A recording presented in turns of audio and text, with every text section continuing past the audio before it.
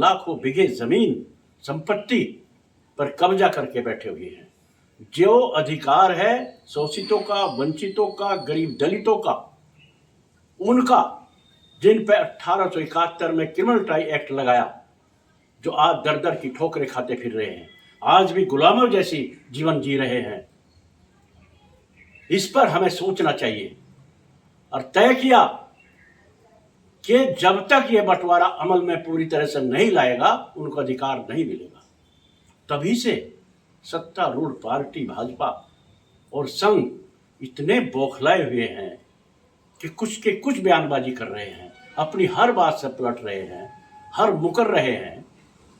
तो आओ साथियों, अगर देश में हिंदू मुसलमान के झगड़े को खत्म कराना है, भाईचारा कायम करना है, तो उस 1947 का जो बंटवारा हुआ था उसको अमल में लाया जाए।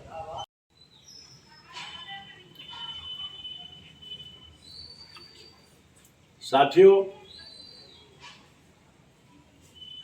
आज की सत्तारूढ़ party Bharatiya Janata party RSS तभी से बौखलाई हुई है,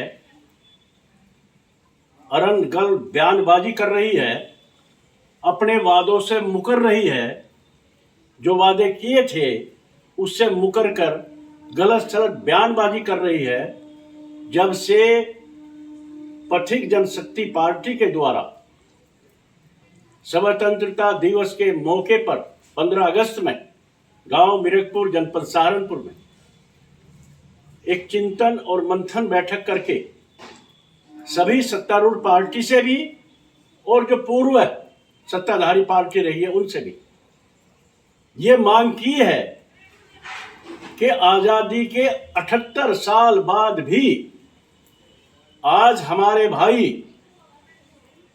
गरीब दलित, शोषित, वंचित एवं भूमिहीन, जिनको आज तक उनका अधिकार नहीं मिला, 78 साल बाद भी इस पर मंथन किया गया और इस पर भी मंथन किया गया।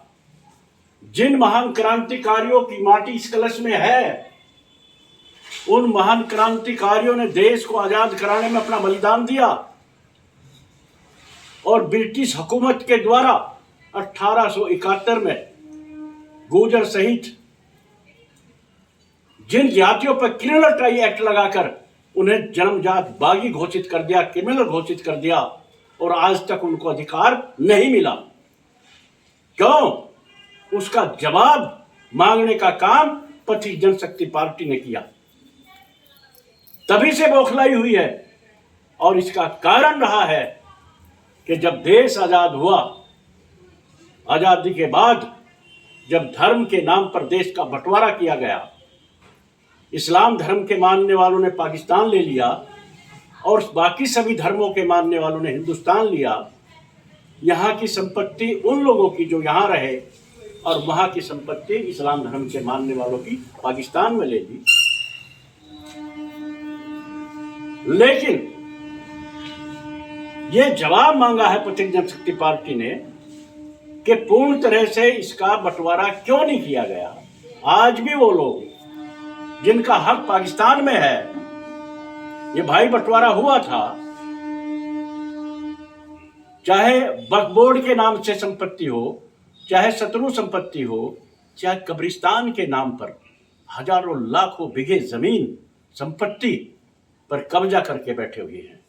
जो अधिकार है शोषितों का, वंचितों का, गरीब दलितों का, उनका, जिन पे 1871 में क्रिमिनल ट्राई एक्ट लगाया, जो आज दर दर की ठोकरें खाते फिर रहे हैं, आज भी गुलामों जैसी जीवन जी रहे हैं, इस पर हमें सोचना चाहिए और तय किया कि जब तक ये बंटवारा अमल में पूरी तरह से नहीं लाएगा उनको अधिकार नहीं मिलेगा। तभी से सत्तारूढ़ पार्टी भाजपा और संघ इतने बौखलाए हुए हैं कि कुछ के कुछ बयानबाजी कर रहे हैं, अपनी हर बात से पलट रहे हैं, हर मुकर रहे हैं। तो आओ साथियों, अगर देश में हिंदू मुसलमान के झगड़े को खत्म कराना है, भाईचारा कायम करना है, तो उस 1947 का जो बंटवारा हुआ था उसको अमल में लाया जाए। और यहाँ के पूरे उनका अधिकार वहां है, वहां के लोगों का अधिकार यहाँ है और यहाँ उनको रहना भी है। तो जो संपत्ति उन्होंने दबाकर बैठी है, वो संपत्ति का अधिकार उन लोगों का है, शोषित का, वंचितों का, दलितों का और भूमिहीनों का, और जिन पे क्रिमिनल ट्राई एक्ट 1871 में लगाया था, ये अधिकार उनका है। ये हम सबको मिलकर उनका अधिकार दिलाना है। जिस दिन हम इस पे कामयाब हो जाएंगे, ना हिंदू मुसलमान का झगड़ा रहेगा, ना पाकिस्तान का हिंदुस्तान का झगड़ा रहेगा, ये भाईचारा रहेगा और पूरी दुनिया में हम सबसे मजबूत रहेंगे। आओ साथियों, सब मिलकर इस अभियान को आगे बढ़ाने का काम करें। धन्यवाद। जय हिंद, जय भारत।